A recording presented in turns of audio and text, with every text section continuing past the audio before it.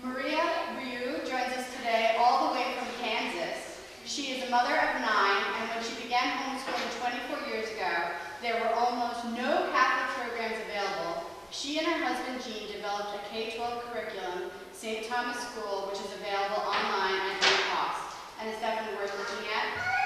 Maria is an editor and contributing author to the Catholic homeschooling magazine Mater Magistra, a contributing author to Kate Gibson's Literature Alive, and a contributor to the Charlotte Mason-based curriculum Mater Amabilis. She is also a developer and consultant for the Catholic Costume Company, Our Coats of Knitted Colors, and the owner and moderator of the Yahoo group, The History Place. As time allows, she reviews materials for lovetolearn.net, favorite resources for Catholic homeschoolers. Maria's talk today is entitled Great Ideas for Small Minds, Getting Started or Jump Started. Let's welcome Maria.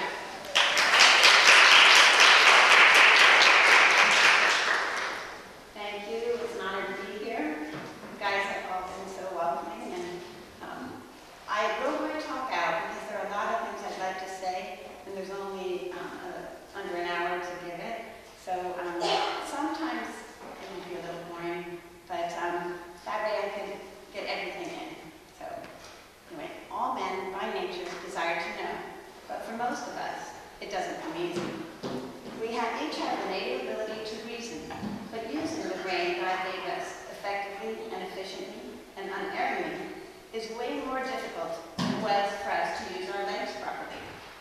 It takes a lot longer to intellectually get up off the floor, and we stumble around a lot too. When we finally do get past toddling, we have a tendency to walk off in the wrong direction. Though coming to know is a struggle, it's a struggle we naturally delight in. We're at least as happy about our intellectual progress as we were about our first awkward steps, and we're always trying to think better and know more. God gave us the ability to reason and a tendency to wonder, along with a world that was wonderful, so that we could be all that a human being was intended to be. Every bit of truth gives us a glimmer of the source of all truth, and Augustine was right. Our hearts are restless until they rest in thee. As homeschoolers, we're particularly interested in how we come to know all we ought to know. Actually, we're interested in this when we start. We're fairly desperate about it after about 3 years. We might even be more interested in that than we are in helping the baby learn to walk.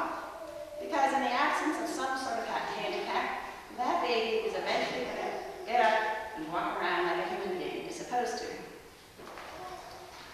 Half the people we see every day give us concrete evidence that there's no guarantee our reasoning ability will ever fully develop.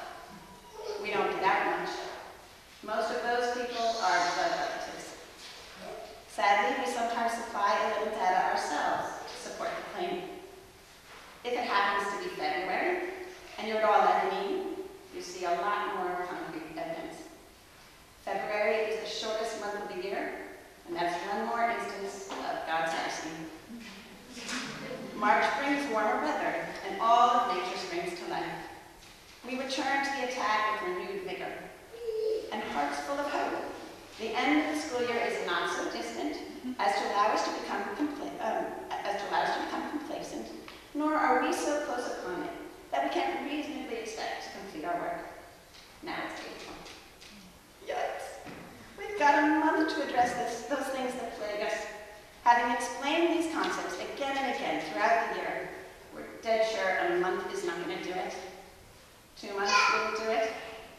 It's probably not even doable. By the end of May, we realize that while we haven't done all we can, we've done all we must, and in some areas, more than we must. We're tired, but we're not blind. We are blessed, and homeschooling is a big reason why. Because homeschooling is a big job, it's not uncommon to feel a little overwhelmed once in a while. Pretty regularly, or just about every day at 4:30.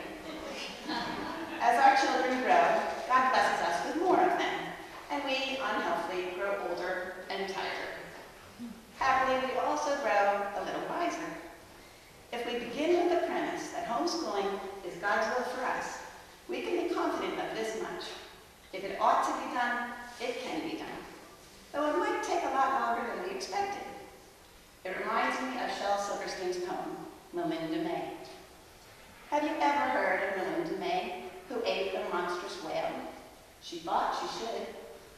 she would. So she started writing at the tail. And everyone said, "You're much too small." But that didn't bother Linda at all.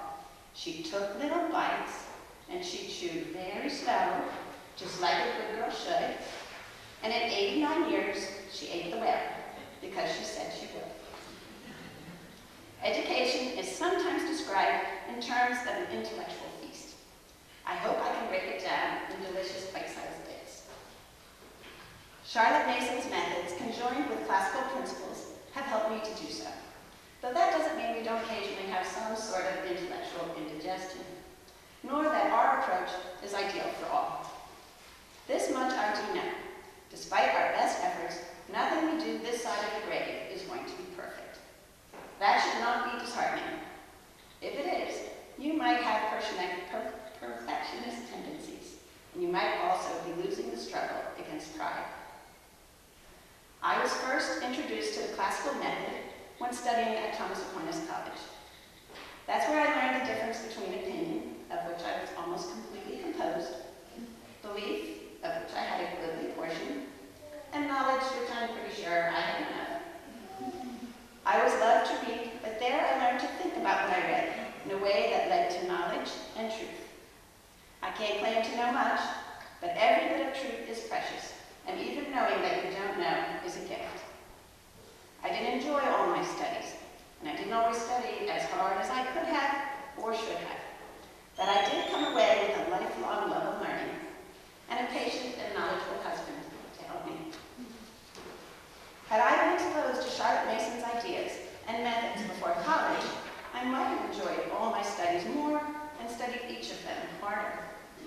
Charlotte understood wonder and respected reason, but in the context of a whole person, and more pointedly, with a focus on good habits. I think I might have had better habits had I been introduced to Charlotte's methods while I was forming them. This is what made Charlotte Mason so appealing to me as a homeschooling parent. Parenting is already a big job. There's no way I'm going to parent and academically educate the 9 children God has blessed us with, unless I do it simultaneously. How do you get started? I would like to teach by example and start with a prayer. Late have I loved thee, O beauty ever ancient, ever new. Late have I loved thee. You were within me, but I was outside, and it was there that I searched for you. In my unloveliness, I plunged into the lovely things which you created. You were with me, but I was not with you. Created things kept me from you. But if they had not been in you, they would not have been at all. You called, you shouted, you broke through my deafness. You flashed, you shone, and you dispelled my blindness. You breathed your fragrance on me. I drew in breath, and now I pant for you. I have tasted you. Now I hunger and thirst for more. You touched me, and I burned for your peace. I love that prayer because it reminds me that God is always with me, despite my weakness, stupidity, or even willful disregard. He will never ask me to do more than I'm able, and he supplies every help along the way. He calls, he shouts, and breaks through our deafness. He flashes and shines and dispels our blindness. Start by praying to know God's will, and then pray for the courage to do it. If it ought to be done, it can be done.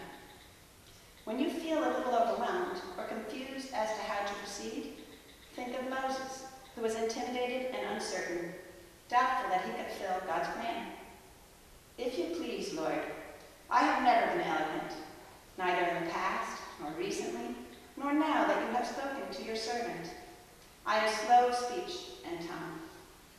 Who gives one man speech and makes another deaf and dumb? Or who gives sight to one and makes another blind? Is it not I, the Lord? Go then, it is I who will assist you in speaking and will teach you what you are to say. Exodus 4:10-12. These children are God's first. He will teach you what to say and do. How do we figure out what God wants? Elijah had the same problem, and the Lord told him to stand by a mountain and wait for him to pass by. A strong strong wind rent the mountains and crushed the rocks, but the Lord was not in the wind. There was an earthquake and fire, and the Lord was not there. Then there was a still, small, whispering sound, and this was the Lord. This worries mothers of both small and not so small children, because we're pretty sure that if God wants us to hear him, he's going to have to shout like everybody else. That's not because we're not trying to listen, or that our children are all that matter. I'm not able to hear, because I don't know how to be quiet anymore, and those loud voices are my own, inside my own head, interrupting myself. I tell myself not to forget about piano lessons while I wonder what to make for dinner, and notice that if somebody doesn't pick up some milk, we won't have very many breakfast options in the morning. I consider 3 different problems concerning at least 2 people while plotting an attack on the laundry. I'm accustomed to putting out fires. It's part of my job, and I've become so habitually efficient and effective at it, I can do it almost without thinking. That might be why I probably wouldn't even notice if that fire was a burning bush. That's a helpful image, because the problem is not so much that I'm completely clueless as to what God wants.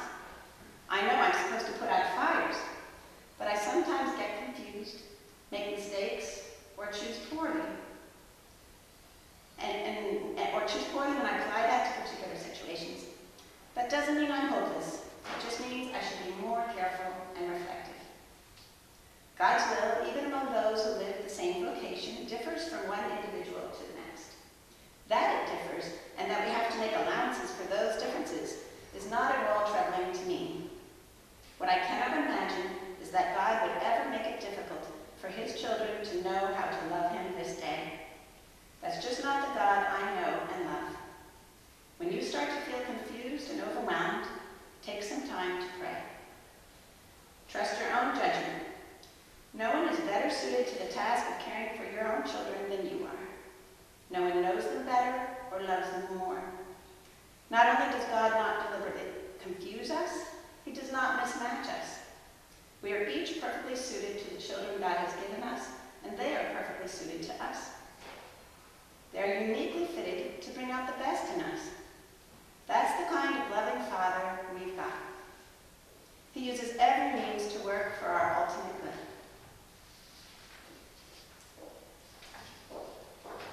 First thing we need to do is determine the means, because teaching is an art. And what works for one child might not work for the other. Because God has a sense of humor, it almost never does. Determine your child's learning style. Some are visual learners, auditory learners, concrete learners. The thing that has helped us most was having a plan, which is why we developed our curriculum. It could be one of your own making, or you can use one designed by someone else. But without a plan, you'll soon be lost. Not only will you be lost, your children will come up to you repeatedly throughout the day, asking what they ought to work on next. If you have 1 or 2 children, that's not a big deal. But eventually, it's going to cause problems. A plan helps one to be effective and efficient, especially if you have younger children and older children are trying to work. They will end up losing a lot of time if they're waiting for you to tell them what to do while you take care of the baby or put the baby down for a nap. Our homeschooling works best when I'm right there, not distracted by some other thing that needs doing, or worse, that I prefer to be doing, and when I do not allow myself to be duped into thinking that throwing in a quick load of laundry or something will keep us on track overall. I always love the way I use the right adjectives when I want to do something. I'll just quick do it. Somehow makes it go faster.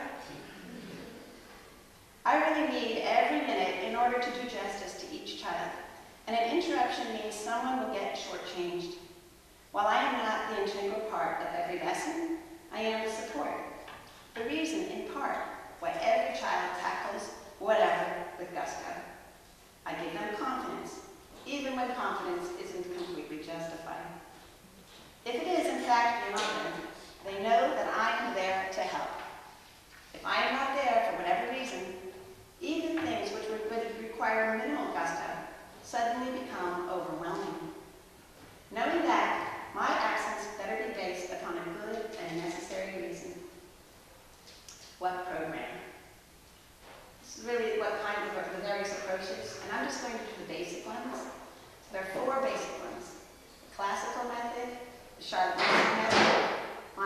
method, and unit studies. Classical method has 3 stages: grammar, logic, and rhetoric. The grammar stage can be described as establishing an intellectual foundation.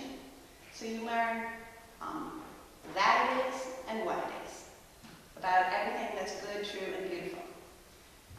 Then later, you proceed to the logic stage.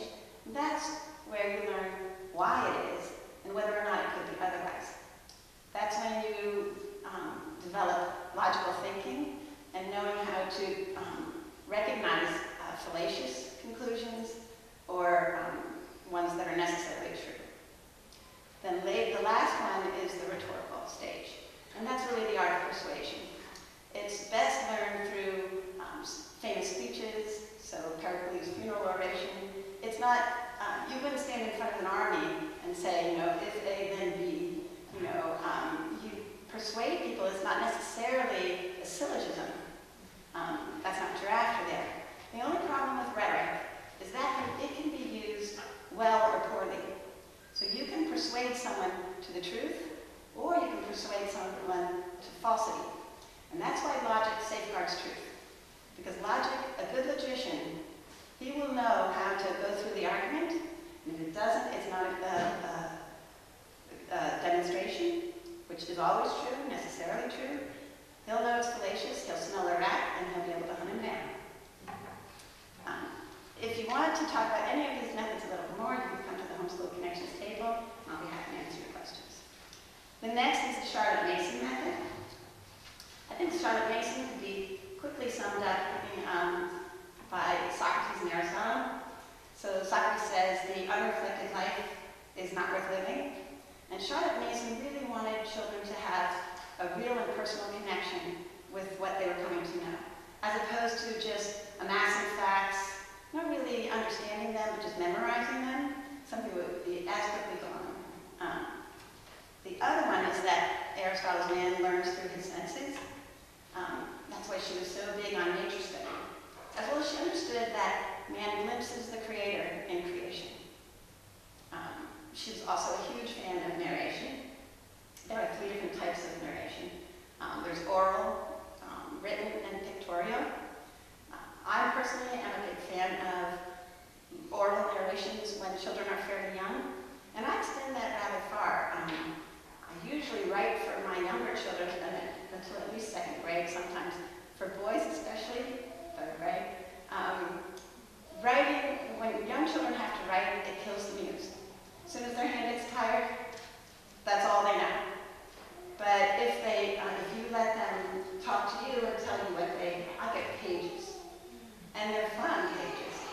So that's why I have samples of my son's narrations, which he said I could read, if you want to see them at the Homeschool Connections table. Living books is another thing. She didn't want these dry, textbooky type books, although I think there's a place for textbooks. I'll get to that later. I kind of laugh at this sometimes, because there have been times in our homeschooling years that I've been so tired. I hoped our children wouldn't judge our living books by how long it took Mom to fall asleep while reading one. The Montessori method. I don't know much about the Montessori method, but it's very similar to the Charlotte Mason method because it respects the dignity of the child. It's child-directed, and it's multisensory. Our Julia Focussy has some from Our Father's House that has a lot of things available for that. And the Good Shepherd Catechism program is a Montessori method, and it's excellent. Then unit studies. These are multifaceted, multisensory, sort of rabbit trail approach. Unit studies are a lot of work. Part of that belongs to any sort of serious study. The other part is the necessary consequence of trying to teach the same subject at several levels, while keeping the baby fed and content. If the learning levels are not all that distinct, and the material is not all that complex, maybe you put 2 kids apart with no one in grades above 4, it can not only work, but be a whole lot of fun. You still have to have a separate program for math and catechism. Maybe Bible stories could fit in with history, or significant religious events. It does take a decent amount of organization, and broad-based knowledge to make such a plan coherent and cohesive. Two popular programs, unit study approach programs, is KONOS and 5 in a Row. The KONOS curriculum is a character-based approach, so their subject titles would be obedience, inquisitiveness, I forget all of them, but that's how they structure things. It is a Protestant program. I've never seen anything anti-Catholic in there. They're wonderful in their ideas. So one representative idea was, we were studying the human body, and they suggested you make an ear canal out of furniture in your house. So we did, at least the kids did. And it's really fun. They use couches and all kinds of things.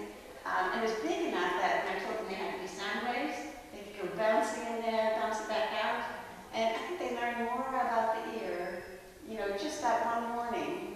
And I probably could have called it Jim, too. Okay.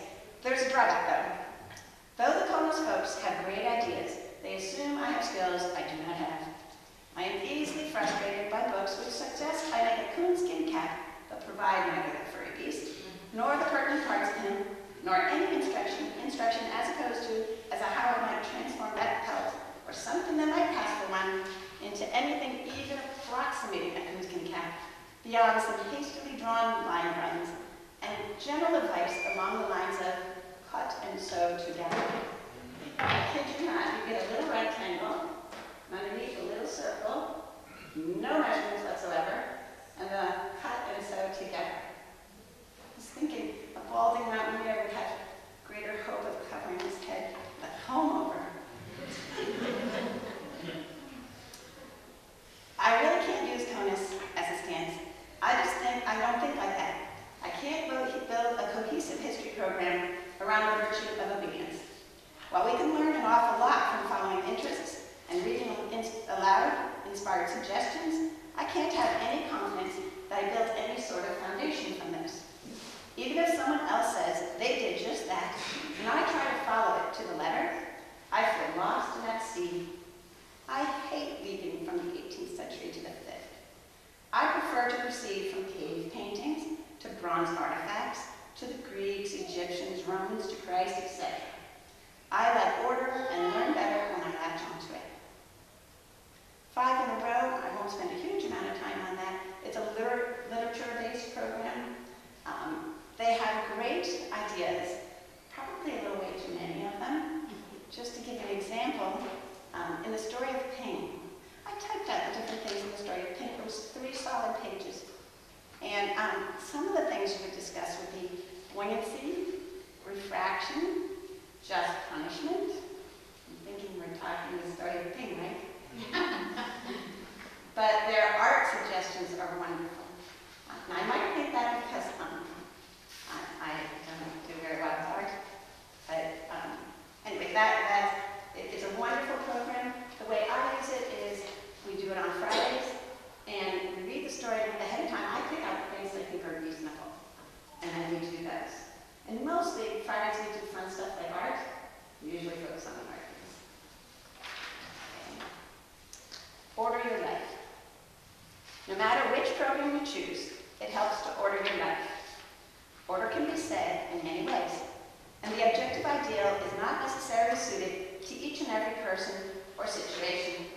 But common sense tells us that chaos is not conducive to fruitfulness, nor to constructive progress. God is nothing if not ordered.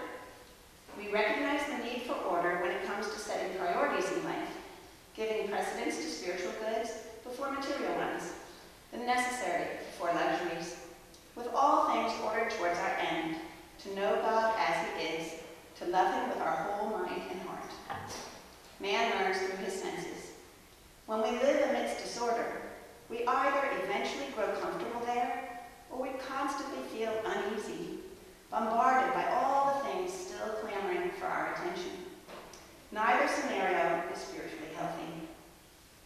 Practically speaking, disorder wastes time.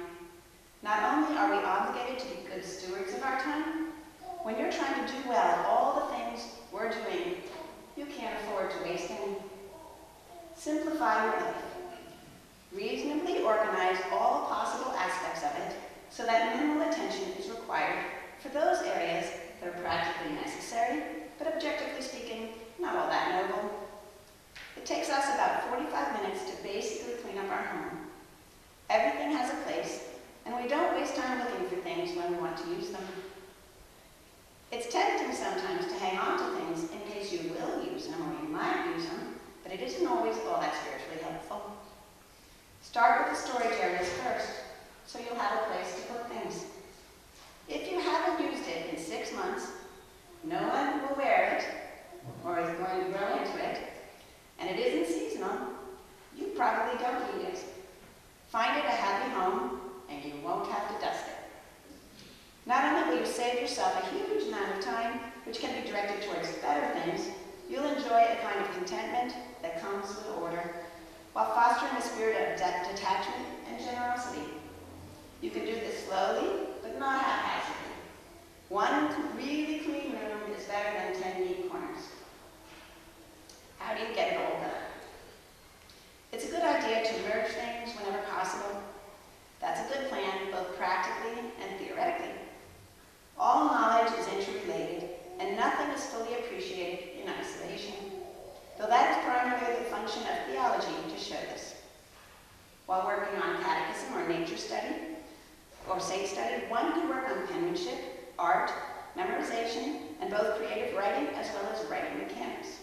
We do that whenever we journal. I'll read a story. The kids will, in their journal notebook, it has a clear top half of the page. They'll color whatever we're listening about, they're going to color. And then later, they'll write a written narration on it. I can correct their penmanship, their punctuation, their capitalization, all of that. Concentrated effort, take advantage of the time you have and delegate when possible. Concentrated effort and focused attention is both good and necessary, but multitasking has a place. I read to the children while they eat breakfast, and we often listen to a book on tape or the life of some composer during lunch or when we're in the car. Dinner time is especially good for discussions, but so are walks. When you're out walking, you can also be teaching. One of our children spotted a caterpillar and said, "Look at that cute woolly bear." That was my cue to up the ante and say, "Look at that incredibly cute and hairy woolly bear." That was his cue to counter mine and say, "Look at that incredibly cute, hairy, fat woolly bear." I narrowed my eyes and did the best Clint Eastwood imitation possible in the absence of a cheroot and a disinclination to spit, and said, "Look at that incredibly cute, hairy, fat, ponderous woolly bear." With older children, we get more complicated. We use compound sentences, one with a subordinate adverbial clause, two prepositional phrases, or two pronouns in the objective case. This is one way we multitask, working on vocabulary and grammar while on a nature study. And with the older children, they get to choose whatever they throw in there. So we'll say a sentence and then I'll make a compound one, and then they'll repeat it, but add a preposition or an adverbial clause or something. It's not as if I say, you direct it, say, I want a compound sentence with this, that, or the other things. That would kind of take the fun out of it. It trains us to pay attention both to what we see and how we express that, and it also saves us some time. Creative writing provides an opportunity to combine vocabulary, spelling, punctuation, penmanship, and style. We use new vocabulary words or spelling words to write an original story. These can be a whole lot of fun. One child once got rid of 4 words, using them appropriately in a single sentence. Another child was trying to get rid of the word azure, meaning blue, and he wrote, out of the azure. Another child cheated, and he didn't really want to write his story, so he had a character in it that was moony, and we just all of a sudden, out of the clear blue sky, spout out 4 words that were in no way related, and they all happened to be vocabulary words.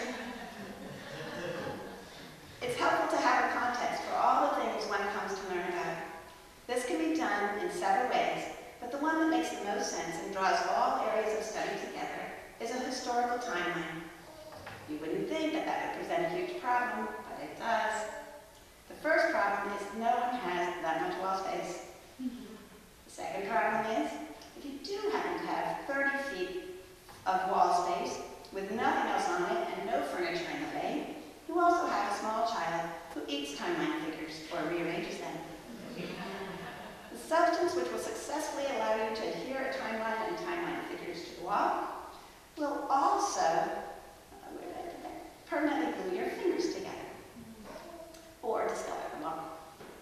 If you manage to figure out a way to get a timeline on the wall in such a way that it is accessible and visible to all grammar age children, you discover, after you've got it pretty much filled in, that you didn't leave anywhere near enough room for this or that period, and you have to rearrange the whole thing. This is why a book of centuries is so appealing to me. You can make a book of centuries in a variety of ways, but the one that worked best for us was to get a 3-wing binder and those clear sheet protectors in office areas. And what I would do is make our historical periods, write them on a colored sheet of paper, and put that in first, and put a tab on it, so we could easily find them. So there you put all your periods in, and always the first periods is not that much detail in the original parts of history. But then when you get to the Middle Ages or so, there's a lot. So you want to do those periods maybe by 10 years or something like that, rather than 100 or something, or even 1,000. But the fun thing is you can add to it year after year, and what children make connections, because what they're doing in all areas of study, whether it's art or history or music, they have to put the composer in the right place in history, the artwork in the right place, and it makes connections to snap, because they say, wow, Mozart lived at the same time as so-and-so, or this was happening and that was happening. So it's easy. And the fun thing is when you're all done with it, your child has a record of years of work. So, his rather primitive drawings, maybe, cave paintings or stuff that he started with, to when he became a more accomplished artist. So that was really fun for us. A book of centuries does this well, but of all areas of study, theology does it best, which is why we give it first consideration. One of the best ways to begin is to live the liturgical year with a view to understanding why we do what we do when we do it. Our daily lives are structured around meals, and our liturgical lives often entail feasting or fasting. Foods can be expressive of spiritual realities, both in what they are and in how they are presented. The Continual Feast by Vitz is a book which helps make feast days and liturgical seasons more meaningful through culinary customs accompanying them. A Year with God by CHC focuses on the saints of the liturgical calendar through creative writing projects, plays, games, and short stories. Catholic Mosaic divides the liturgical year month by month and week. Each week of a given month focuses on an appropriate illustrated book, and some weeks have more than one title. The books themselves are well chosen, readily available, and both visually appealing and spiritually encouraging. There are other things in that book, but I don't think we have time to produce them all. It's worth taking a look. And I think Margot at Hillside Education carries it. Yes. No matter what you consider, you're going to need a spine. Something to help you order your study in a consecutive, progressive, and sensible manner. I use a spine in one of two ways. It is not that gripping, kind of what I would call a dry as dirt text. I use it as an overview to make sure I'm not leaving anything out that I should remember. But we don't read it, we just use it as a guide. If it's a delightful book, we either read it together, or one child will read it to another, and we discuss it, or they might do narrations and journaling, that kind of thing. Okay. We both read and write a lot. We happen to like a lot, write a lot in our family, we just like to write. Science needs help. We read stories and books written by others and are drawn into their world, delighting in what we find there, or we become lost in our own, creating characters which become almost as dear to us as children. We've started recording these stories onto CDs, which gives us one more way to grow comfortable with and better at giving life to our thoughts through words. Started doing that when our eldest daughter went away to college at TAC, and her brothers and sisters wanted her to keep up with their stories. So we had a garage band, and they could record everything and give it sound effects, and it's a lot of fun. And then they thought, hey, this is way too much fun to do this with everything. We enjoy plays, though we generally do scenes rather than whole plays. When writing a script, take a good look at your cast and their abilities. Work out a dialogue and narration that will transform the scene into something workable. Aim a little high so as to preserve as much beautiful language and effects as you can, but feel free to strike anything that's too daunting. Let narration tell audiences where we are and what's going on. If you take too long to pull it all together, young children get discouraged. When I find myself getting a little too perfectionistic about these projects, I think of Chesterton. Anything worth doing well is worth doing poorly. We really enjoy writing our newscast. Our own newscasts for history, complete with skewed commentary, not grounded in documented fact. It's our way of getting back at the media. These can be presented as plays as well, and we don't need big cast. There are several history books which lend themselves to short plays and newscasts. Mighty Men by Virgin, Britannia by McLaughlin, The Story of Greece and The Story of Rome by McGregor and Gerber. Those are two separate series, one by each author. Gerber is actually a little easier than McGregor, but McGregor is more fun. It's easiest to adapt what is already a play, and for that reason, I recommend playing with Shakespeare's plays. Marshall Williams has written several kind of comic book format type books that allow children, they're very simple, they allow young children to get the plot, and then I write a play, kind of like Shakespeare. So I have written several scripts for my children. I made those available to them too. But I know the range of my children, so once we were doing Julius Caesar, and she was 3, so she had one part. She was a soothsayer, and all she had to say was, "Beware the eyes of the Lord." But then I had older children, and their lines are much longer. So if you can tailor it, it's way much more fun.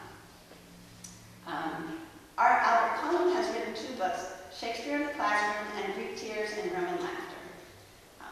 He's good. If you don't want to write your own scripts, that's good. But Albert sticks himself in there with Bill was just fine. So that's why I prefer to write my own. Let's see. Taking even 15 minutes to look over everyone's lists for the day before we start helps me to mentally prepare for the leaping from subject to subject, grade level to grade level to come, which otherwise sometimes leaves me feeling frazzled and scattered. I have a hard time switching between math and art with a quick question on catechism thrown in now and again, or a dash to the potty with someone who thinks he might make it. Though we try to structure the day so that everyone is working on the same things at the same time, no one ever does it at the same pace. So it's not long before I'm juggling 4 different subject areas at the same time.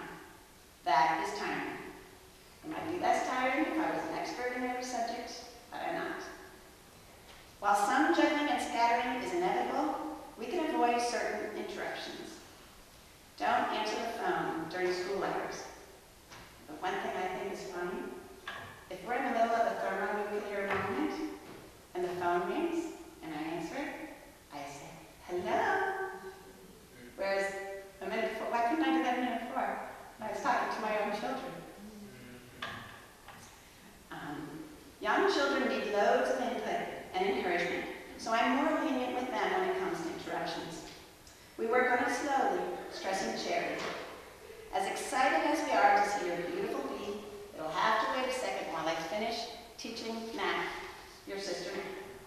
For older children, 7 and up, I will look over your work or whatever you want, but only when it's completely done. I don't want to see it in degrees while I'm trying to teach someone else something else. You have to work on your own and then bring it to me when you're done, and not before, unless you have a question. Confidence concerns. How can I instill a love for learning? Don't worry about it. God gave each of us a sense of wonder and a desire to come to know Him. One day we will know Him as He is. Until then, we'll delight in glimpsing Him in His creation. When we enjoy the beatific vision, it'll be so compelling and beautiful, we won't be able to turn from it. But we'll have shed this frail body, been purged of our tendency to sin, and be remade as we were meant to be from eternity. We're not there yet. Instead, we have Christ present to us in the Eucharist and find ourselves plotting an attack on the laundry. How pitiful is that? If we who are grown and have been working on habits for years can't even focus attentively on our prayer life and adoration of God, why do we expect more from our children who are just beginning this journey? Some days they won't be eager to study. Other days they'll be so delighted with it, you won't be able to get them to quit. Be patient with them as you are with yourself, and God is with each of us. What about socialization?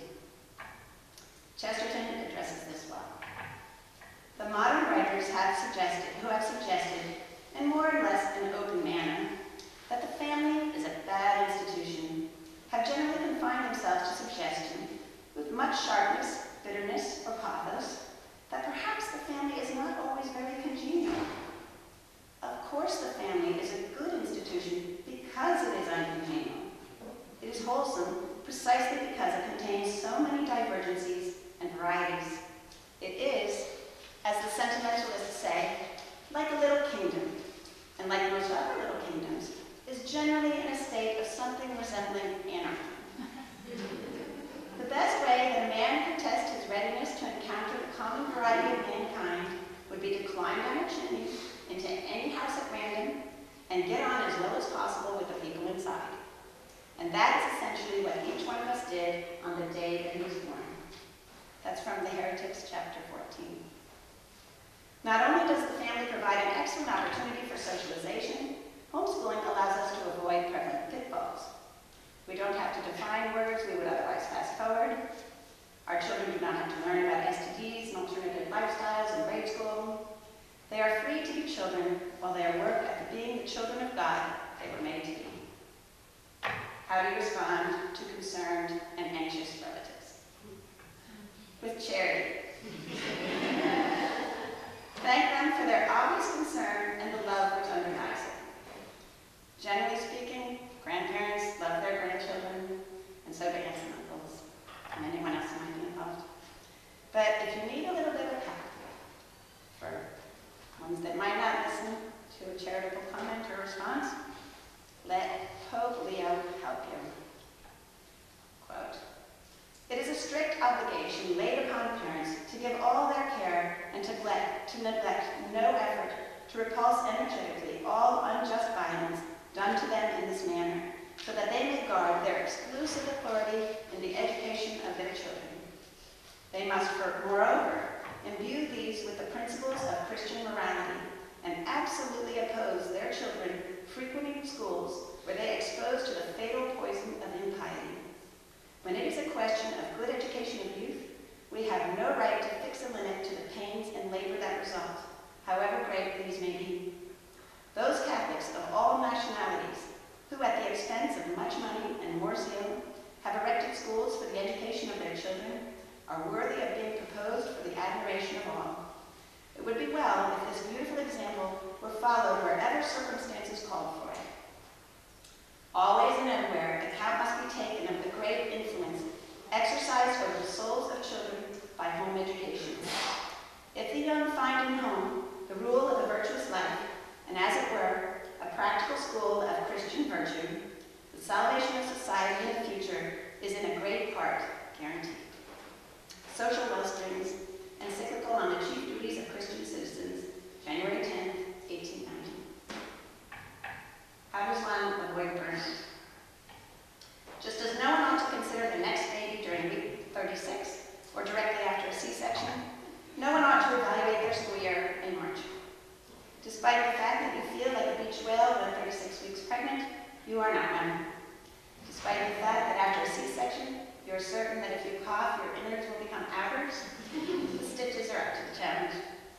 Despite the fact that your 10-year-old gazes at you blankly when asked about the significance of the date 1776, he has yet learned a whole heck of a lot, and he is not a complete idiot.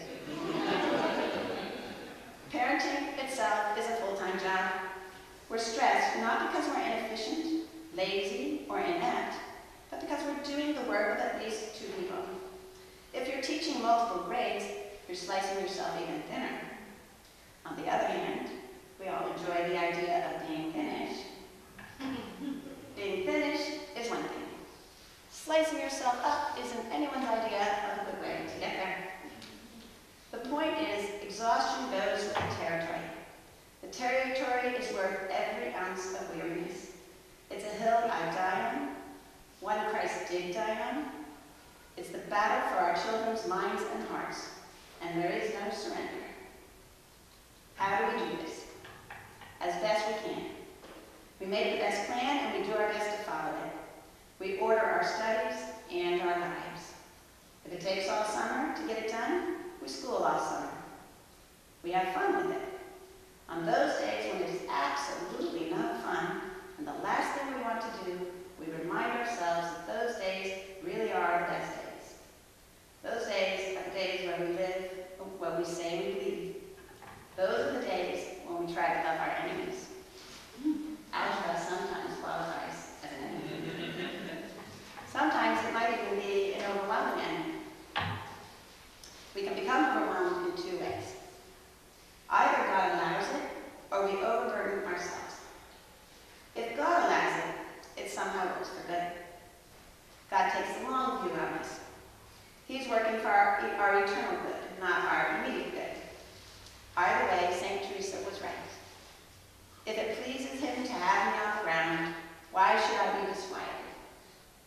Job teaches us that it's entirely possible for an exemplary and faithful person to both feel and become overwhelmed by his crosses without ever falling into despair or sin of any kind, either of omission or commission. He also teaches us that God never gives us more than we can bear. While God never gives us more than we can bear, we are not always the best judges of what can be borne. I am not like Job. I'm not like Job. I'm guessing most of you are more like me than not. We do not carry such burdens as he did, and we are not as virtuous nor as faithful. We're not vicious either, but sometimes we unthinkingly or obstinately fashion our own crosses, making them overwhelming. It's one thing to suffer. We are each called upon to carry our cross, to suffer, as we follow Christ. It's quite another to bring suffering upon ourselves. While our daughter was undergoing treatment for leukemia, I overwhelmed myself. I wanted everything to stay the same. I had the idea that we had a plan for our children before she was diagnosed. We'd already started our school year. And I thought, well, that was what we determined God wanted us to do for our children, so that shouldn't change. It was also something that I could control and keep this cancer seemed less ugly if I could cage it. There's no way when circumstances change that you can keep up with everything the same way as you did before. And if I had persisted in this, I surely would have burnt out. If through vicarious experience, even one person avoids going where I have already been, it will be one more blessing that has come from that cross. One more instance of God transforming something ugly into something beautiful. And just as an aside, our other children had a completely different impression of those years. They helped. First, they took over some of my jobs because I was going to the hospital so often, and they worked together with, each other. Siblings were close together. They forged friendships. Some of those children are best friends now, so many years later. To them, there were so many pluses. And I was only seeing the negatives and feeling like time with my children was like water in my hands.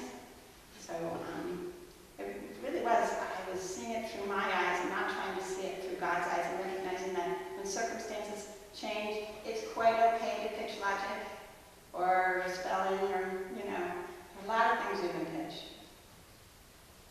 Fix your eyes on the cross. No one said it would be easy. When you think of Christ hanging on the cross, every last drop of blood shed for each of us, consider the beauty hidden in such ugliness. The greatest good ever known was accomplished through these means. Look for that beauty when things get rocky.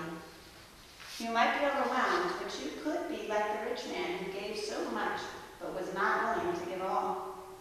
We each ought to expect to completely submit our will and spend ourselves for the sake of love, as shown through loving those around us, and especially those in our care. We sometimes seem more focused on not burning out than on totally burning with love.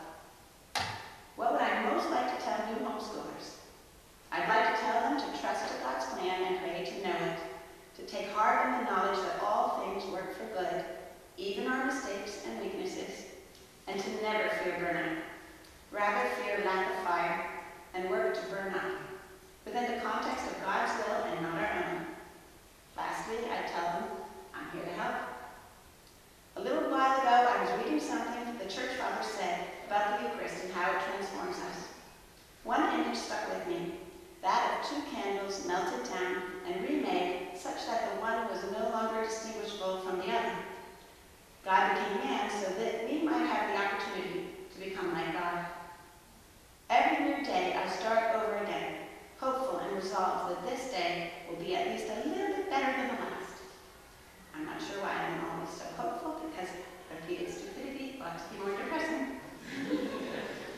More recently, over the past year or so, I have been more focused on this minute, rather than the day taken as a whole. If I can be faithful this minute, it was a success. If I was not, I can begin again the next minute. Your responsibilities indicate the will of God for you at the present moment. That's Bishop Whitman. He wrote Road to Hope. For God, everything is a present moment. We reflect that in a way. The past is lost to us, the future untouchable. The only thing that matters, the only thing we can participate is the present moment. That makes things more simple. All we have to do is be faithful this minute. I am not always faithful, but I am not hopeless. Quite the contrary, I am full of hope. And this hope is reasonable because it springs from the knowledge that God is the most loving Father and I am his child. It helps to know that he's also all-powerful. I need to try to live with God present in me and making me like him as he does in the Eucharist. Focused on the present moment and using that moment to give myself in love, just as he did. You can always love more, which means you can always give more love. I will always have plenty to do. More than anything, our efforts must be joint ones. We are here to accomplish God's will, not to be tyrannical. A young child should have enough trust in the judgment of his parents to support the decisions they make for his well-being. It wouldn't hurt to explain why we do what we do, but it shouldn't be necessary. Unquestioning, cheerful obedience is so undervalued in our society. It's as if to require this is to attack the human dignity of another. It is helpful to discuss biblical accounts of unquestioning obedience and how pleasing it is to God. I also like the story told by Liz Elliott of a missionary family out in Africa. Their little 5-year-old boy was playing under a tree, and his father comes out on the porch and tells the little boy to come to him, which the little boy does. As soon as the little boy clears the tree, the father runs out, grabs him, and takes him to the house. And when they turned back, there was a poisonous snake hanging from the tree directly above where the boy had been. Had he approached his son earlier, he might have startled the snake into action. The boy did not say, "Just a sec, I'm almost done with this castle wall," and it probably saved his life. To be honest, some of our children would probably have died unless I was holding out an ice cream. Children, even after the age of reason, aren't all that reasonable nor that objective. In addition, they have almost no experience. If you're working at persuasion here, you've already lost a significant amount of your rightful authority. We teach our children about trust when we require them to do what they do, not fully understand or appreciate. Isn't that what God asks of us throughout our lives? I have several very strong opinions about what would be the best plan for my life right now, but I know better than to hold on to them. I realize that this is not God's plan for me, and his plan is good. It's definitely way better than anything I can come up with. Regardless of how unlikely that seems to me when I'm being emotional or prideful about things. It's when you start relaxing and enjoying yourself that things really begin to click. It is such a privilege to have the opportunity to wander along with our children and to delight in them. Homeschooling can be daunting. It's a big job. It's a job for which you are particularly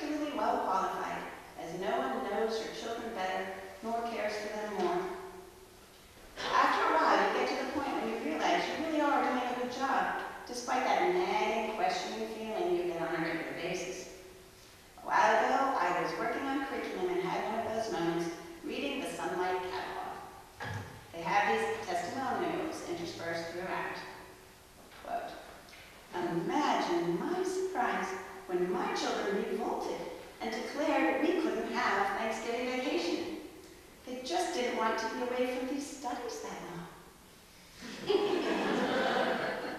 My first thought was, you've got to be kidding me. Those children need to get a life. What happened to crawling around the woods pretending to dig a pocket? My second thought was, fairly certain our children would not have that reaction. Followed closely by, what are we doing wrong? Why did our children want to study during vacations? To add insult to injury, there was another quote from a fourth grader who was appalled to learn that none of her fourth grade counterparts in public school had a clue as to the difference between fusion and fission. Could we believe that? I had little trouble having to take a furtive peek at the DK Science Encyclopedia to clear things up myself. My point is, we can easily question how we're doing, and might in fact not be doing as well as some others in some areas. I suppose that I'm content to know that our children are well educated. We might not cover fusion and fission in grade 4, but we get to it eventually. At some point, we have to be content that what suits you, despite the fact that the grass seems so lush and vibrant in the other classroom, is just fine for you. For those difficult days, when you start to feel disheartened and overwhelmed, I'd like to teach you a prayer my mother taught me when she was dying. Every night before she went to sleep, I would read it to her. It brought her such comfort and peace as she felt the love of God even through his crosses. It has been encouraging and comforting to me over the years, and I hope it will be a help to you. The everlasting God has in his wisdom foreseen from eternity the cross he now presents to you as a gift from his inmost heart. This cross he now sends you, he has considered with his all-knowing eyes, understood with his divine mind, tested with his wise justice, warmed with loving arms, and weighed with his own hands to see that it be not 1 inch too large and not 1 ounce too heavy for you.